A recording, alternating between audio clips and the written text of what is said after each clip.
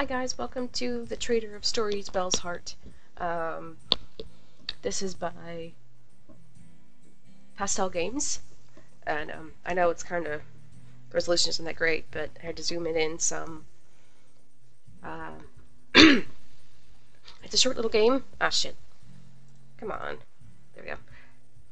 It's a short little game, but it's really cool, and I figured I'd highlight it for you. It's somewhat old. It was made in 2010. But yeah, let's get started. Oh, that's loud. Hold on. Okay. My name is Myosotis? That sounds like a medical term. I'm a trader of stories, or this is the name by which I'm known in this world. Only few know my real name. Even fewer know my past. I don't. Traveling across the landscapes of forest bed, I'm buying stories from people who are wishing to share them with me. Still hoping that one day I'll find my story. Find myself. Find that girl whose name was Myosotis. I would kill to get a soft bed right now. I'm getting too old for sleeping without a roof above my head. I'm heading for the Cradle, the highest peak of the icy mountains.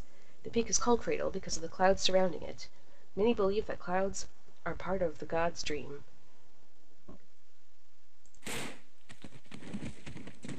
Uh-oh. I knew it. I should have replaced this wheel months ago. I won't fix this by myself. Maybe I can find some help in that village over there. Well, let's get the broken wheel. And some food. I can't just leave Zephyr like this. I should at least give him some food. There you go, you fed your giant mole thing. Acorns, flour. Something is written here. When the last breath goes, in the silence we will hear the great bell sound. When the first light comes, we will become one. Alright, now this is her book of stories. I'm not going to read it until it's complete, or else it won't make any sense. And here are her notes. The Notebook of Myosotis, written down by her sister, Nissan. Really? Nissan? The crown, where gods have their palaces. Great oak. Home. Oh, so. Alright, hold on. Okay, sorry for the interruption. The Butterfly Mountains, the border, forest bed. Breath, shadow. The breath is a bright glow moving around the great oak. It is also used to divide time. When an entire circle is made, we call it a breath. The place where the glow hits is warm and bright. The other side is dark and cold, and we call it shadow. Once every few breaths, the tree blooms flowers. We call that a blossoming. Butterflies are a tribe living in the icy peaks of the highest mountains. They are called this way because of their wings, bright as the oak's breath that they make out of frozen air. They value wisdom above everything. Acorns are a currency accepted by almost every tribe. Acorns are bred on licensed farms. What? They are really tough to break. They have a specific silver color.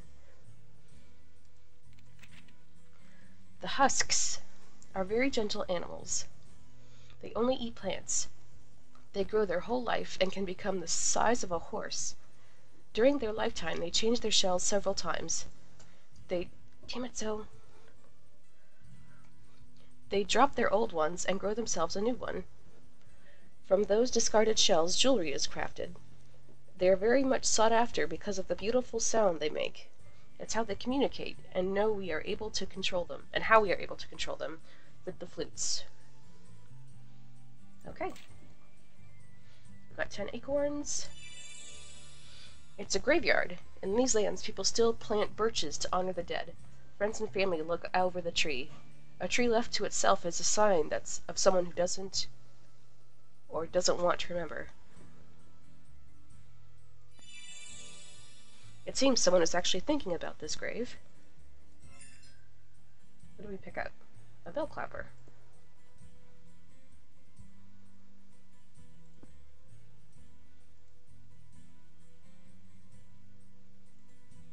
Nice place to cook something in peace. Dorita, maybe I'll find a good story in this town after all. Dear Dorita, I can't hide my feelings any longer. My love for you has melted my frozen butterfly heart. I know you feel the same for me. Let us meet near the lake. Please keep this a secret. Zoe! Zoe! Hold on. Alright, let's keep going.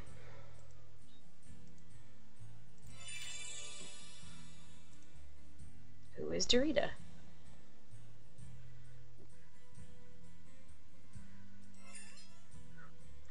We got some cat fur.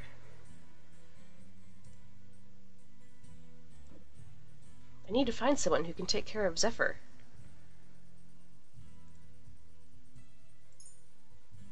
Ladies by the well. Yes? Could you tell me where I can find a stable? It's a very small town. Just look at the signposts over here, love. Thanks. I'm gonna be an ass about it.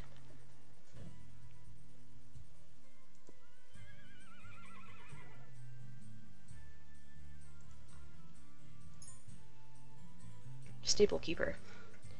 You're looking for a place for your mount? I can take care of that. 30 acorns. I don't have that much. Well, let's do it like this.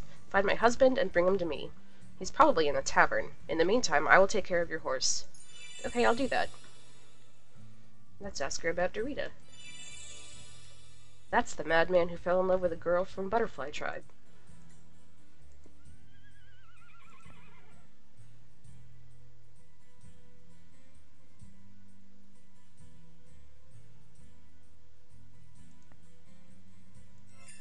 More acorns. Ah. Let's check out the inn. Hello there, what a beautiful lady dropped by. Oh my. Keep in your pants, Grandpa. Ow! Oh, what was that? I just poked your hair, douchebag. Buy a bottle of fine wine? Hell yeah!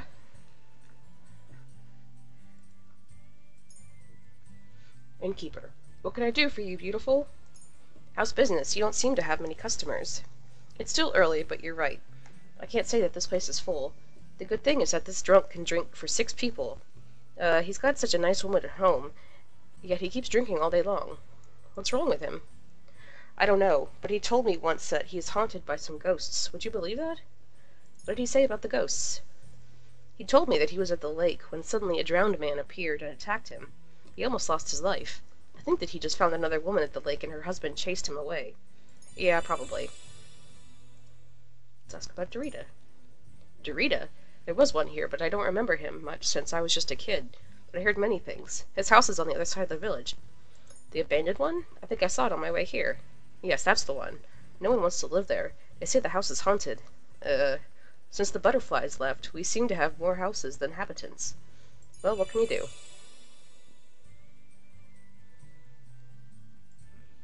Go away, woman! I'm busy! Yeah, right.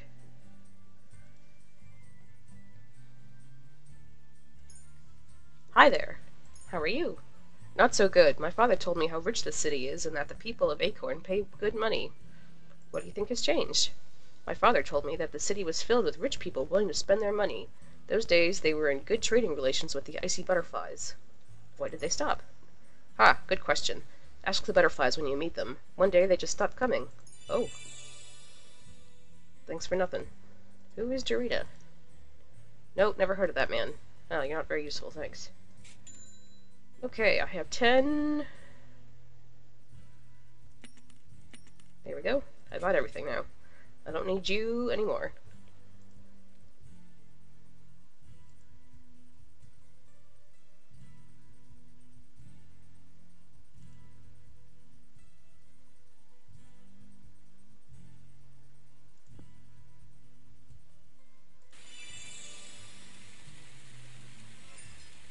Nice.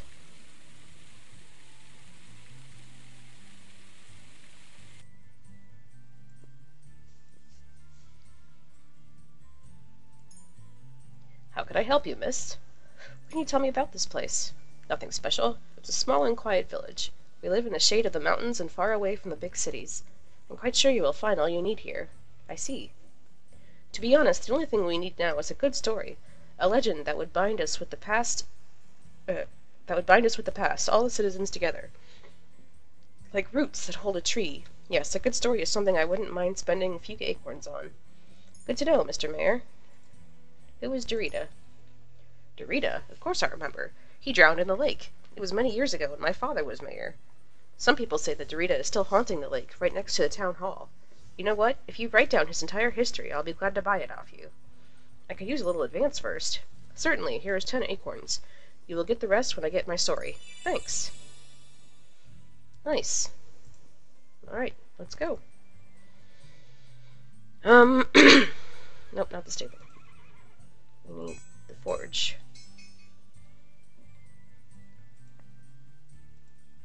Buy, repair, or are you just here to waste my time? You want to fix that? It will cost you. How much? 50 acorns. I'll get the money. Who is Dorita? I knew Dorita. He was the previous blacksmith's apprentice. We were working with butterfly crafts and their ores. That is really different from normal crafting. Dorita was making bells. He loved it, and it seems that these bells are really important for butterfly people. They say that bells represent the husband and bride. The husband is the bell. He surrounds the woman and protects her.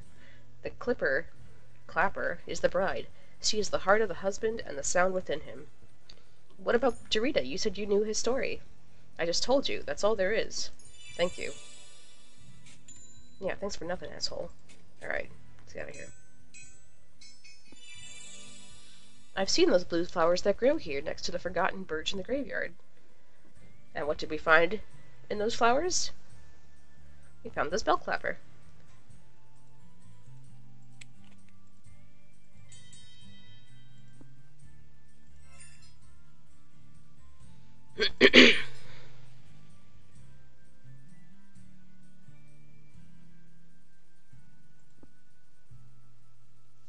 Hold on.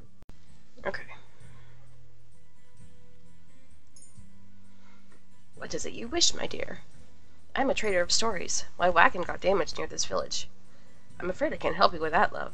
Thank you anyway. Who was Dorita? Dorita, he was so young, and I was so stupid back then. Tell me more about those days.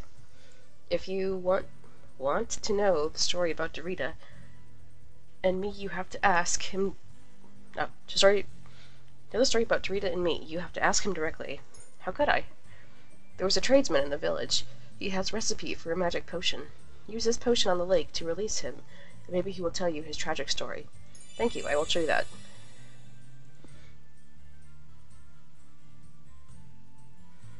Alright, let's go make shit.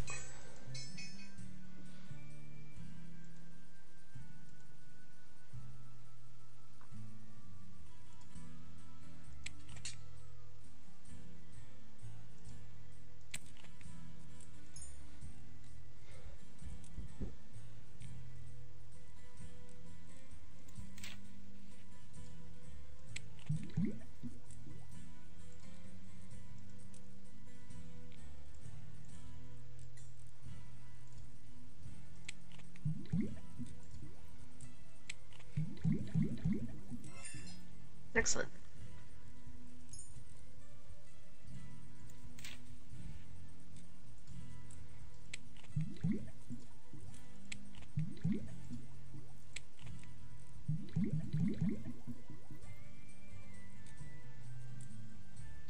I don't have a bottle. Darn.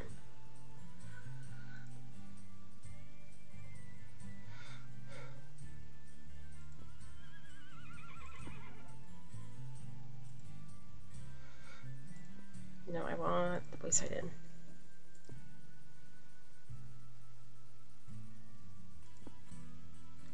There we go. That's what I wanted. Your wish is my command. Okay then, follow me.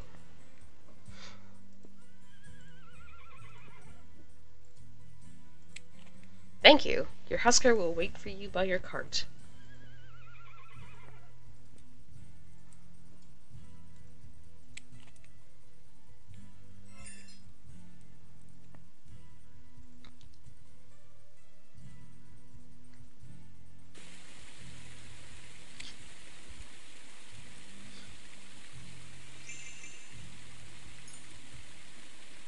Haha, I'm free, finally! And who are you? My name is Myosotis. I am a trader. I am grateful, but I have nothing that I could give you. You have Jarita, you have your tail. You trade in a strange currency, Myosotis. I know. Now I have Dorita's full story. I should go back to Mayor. Very good, now I can actually read this. Alrighty. There was once a young man named Dorita. All women loved him, but he loved a woman of the butterfly people. She used to teach in the village school. Dorita told her his feelings through a letter, but she never answered, because that kind of love was forbidden for both humans and butterflies. There was one woman, the daughter of the mayor, who also loved Dorita.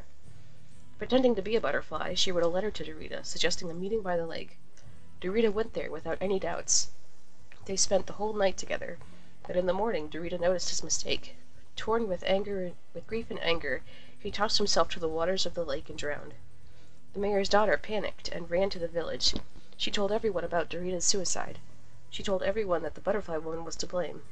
The night with Dorita wasn't without consequences. Soon it turned out that the girl was pregnant.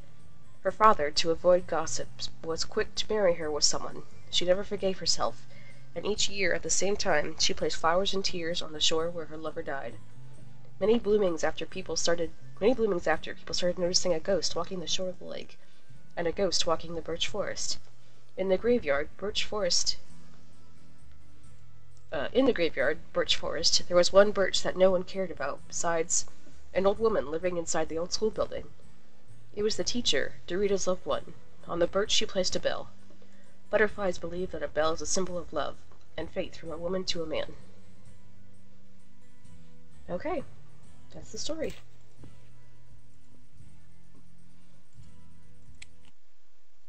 I told the mayor the entire tale. He was listening carefully because it was a tale of this village, one he grew up in and lived his entire life, the one he was the leader of. He was listening because it was a tale of his father that he never met. He was listening because it was his tale. When I finished, he gave me the rest of the money, thanked me with a nod, and closed himself in his office. He didn't say anything else. He was consumed by his thoughts. Awesome, we now have enough money to go get our wheel repaired.